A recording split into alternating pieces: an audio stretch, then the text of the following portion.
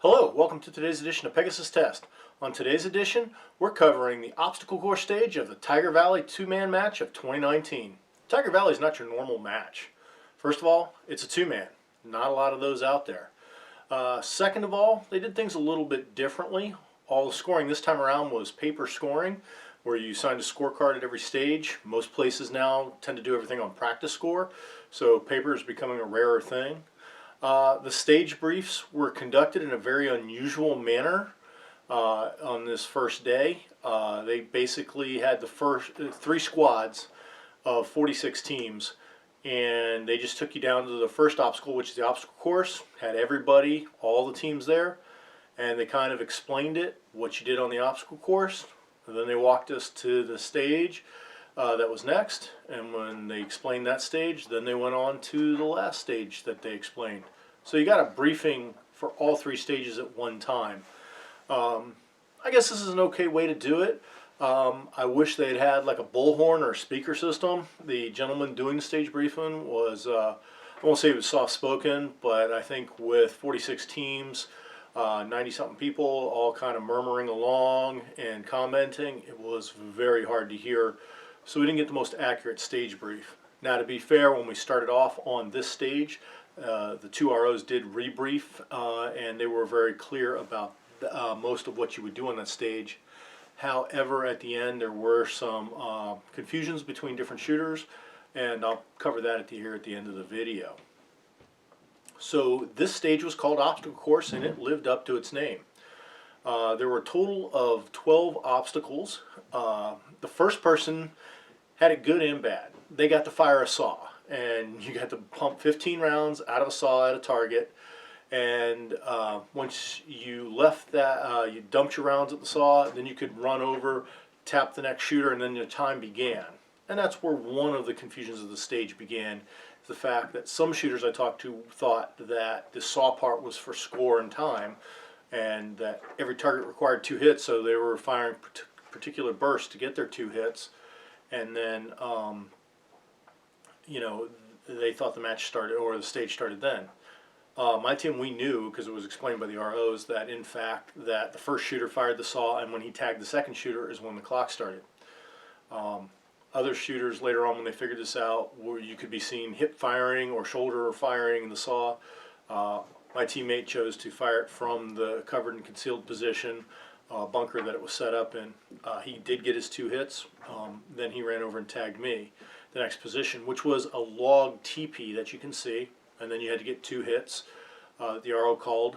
And then at that point, before you could move, you had to unload and clear your weapon, and you could not move until the RO verified it.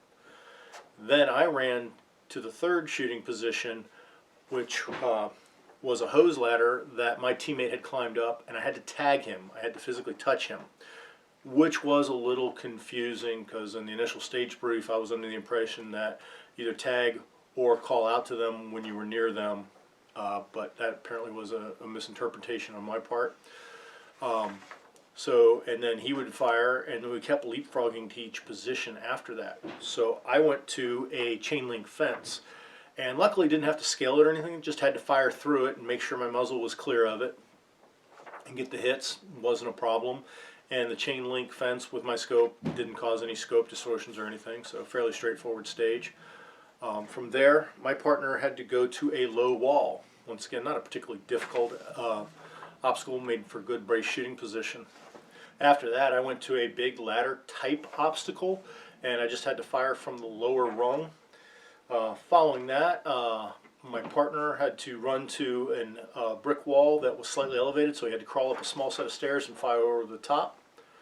From the brick wall, I had to go to a window, and this was unique because the window had to be activated, and you were a few feet back from the window, so you had to pull on a pulley, which would open the window you could get your rifle through, but if you let go of the pulley, the window closed on you. So I ended up using my non-dominant hand to hold the window open, and I literally just rested the rail of my rifle on the window and fired through it, and got my hits fairly quickly, one-handed, supported on the window frame. After that, my partner ran to another window obstacle that just had a huge window, and he basically had to take a kneeling position so he could get a good brace position. Nothing too dynamic about that. After that, we ran to a high wall that had a staircase, a mobile staircase, things kind of like you see in a Walmart or a Best Buy where they can reach up to the product on the high shelves. And you had to run up that, get your shots. Coming back down, though, was interesting. It was a cool morning, had a little dew on it, and that ladder actually was a bit slippery the last few steps. So you kind of had to slow down and make sure you had good footing. And then from there, my partner had to run to a shooting platform that was approximately 8 feet off the ground. He had to climb up, get in the prone position, engage his target, and that proved a little bit of a challenge for him because when you're coming down that ladder, as he backed down, he couldn't see where his foot was going, and he was actually hitting one of the supports, and it didn't feel very firm, so he had to be very careful coming down. The last obstacle was a simulated Huey helicopter. And I went in first and got into my firing position, but I couldn't do anything until my partner got there. And when he got there, then I could engage the target. And we're showing this to you on the regular handheld video that one of our friends was nice enough to take for us. But while I'm in the helo, I'm going to switch over to the GoPro video that I had, mainly not because of the great view you get, but it shows the motion of the helicopter. The handheld doesn't really pick it up that well, but inside, trying to aim in, that thing was moving all over the place with any slight movement. And that made for a very challenging shot. The other thing that was challenging is all along the way, the RO was calling your hits. We got in the helicopter as a team, they stopped calling hits. So I threw a lot of rounds down before my partner realized, oh, one of us got to call the hits, and then we can go. Which, that may have been briefed to us, like I said. With so many people, it was hard to hear the briefing in the morning. Don't know if they told us that or not, but this is one of those cases, I guess having a written stage brief one could reference would have been a handy thing. Anyhow, I digress. Once we got those hits, we both bailed out of the helo, and then we had to haul back to a hula hoop up by our start point, and then the time stopped. So Tiger Valley is unusual in the respect is that it doesn't use a shot timer. They use a stopwatch. Time begins at a certain point, and when you get to the stop point, time ends. All the shots you fire in between are the shots you fire in between, and there's no splits or anything like that. It's just straight time off the stopwatch.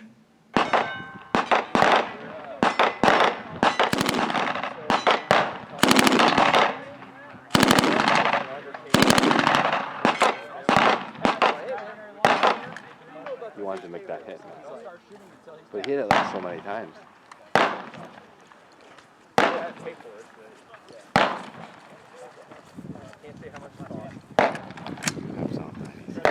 Yeah, huh? Yeah, they do. Hit! Hit! Clear!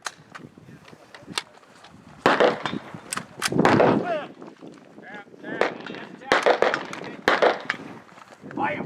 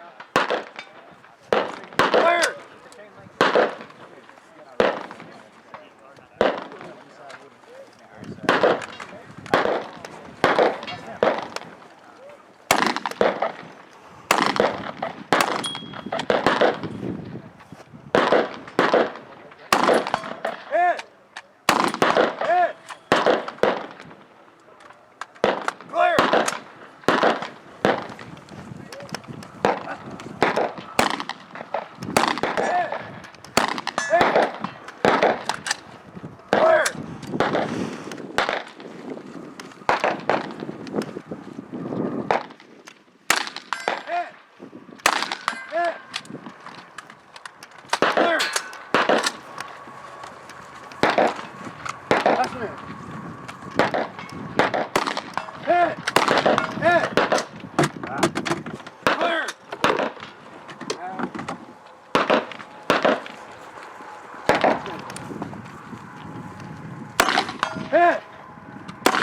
Hit!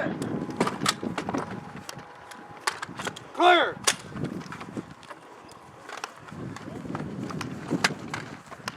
Left man. Hit! Hit! Clear!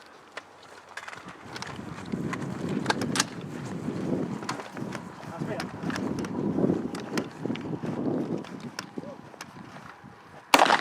Hit! Hit! Clear!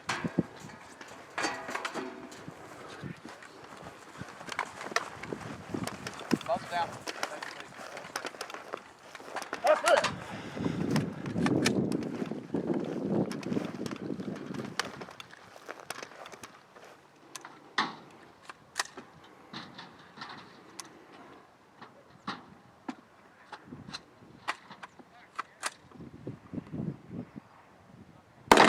Hit! Hit! Clear!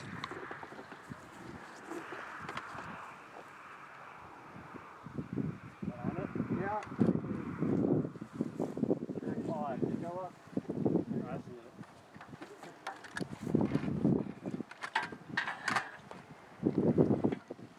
All right, go, go, go.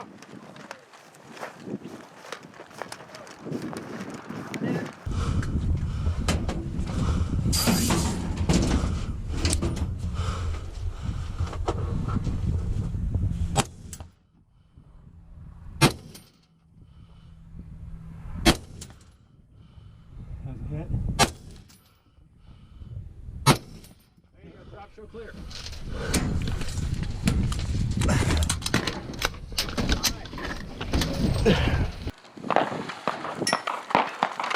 Let go.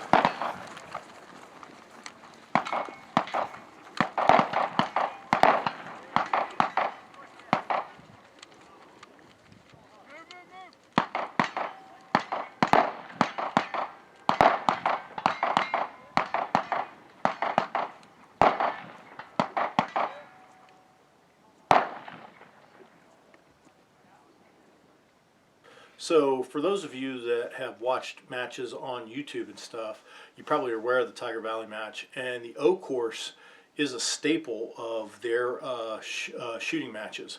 You know it's going to be there, kind of like when you shoot a brutality match, you know a Casarda drill is going to be there. But they do mix it up from year to year, and if you look at previous year's videos that are out there on YouTube, you'll see that the obstacles were moved around. You saw that maybe you had to negotiate the obstacle and then run over to the firing line and fire. You know, they change it up every year, but you know it's going to be there. It's an interesting course of fire. Those are shooting positions you don't normally do. Yeah, low walls you do, window type things you do. Very rarely do you do a window that you have to keep holding open while you shoot through it. Very rarely do you have to climb up and down a shooting platform, and not often at all do you get to shoot from a simulated helicopter that's in a hover. So overall, a very interesting stage. But the biggest gig on this one, and it's going to be a thing you hear about constantly through these videos, little differences in explanation of what you can and can't do, or misunderstandings by the competitors about stage briefings. You know, they were inconsistent, and this is one. I mean, I thought we understood the rules perfectly. We got a good score. We didn't take any penalties. Other competitors understood it differently. As I mentioned earlier in the video, some thought the machine gun portion counted. Others, you know, knew that it didn't. And that's a minor thing in the scheme of things. And, you know, should people make a big deal of it? In this case, probably no. But it's a subject we're going to talk about consistently across the stages. Another thing that was unique about the Tiger Valley match that I hadn't encountered before was the stages were named but not numbered. So this one was called Obstacle Course, but it wasn't Stage 1 Obstacle Course or Stage 5 Obstacle Course. It was just Obstacle Course. That's how they referred to it. They didn't really call it a stage number. Interesting. It's a unique way to do it. For chronological purposes, since the stages are not numbered, throughout this video series, I'm just going to show the videos in the order that I did them in, just to have some type of order to keep it consistent. We hope you found this coverage of the obstacle course stage at the Tiger Valley two-man match of 2019 interesting and informative. Please comment, like, and subscribe, and tune in as we cover the other 9 stages of the match.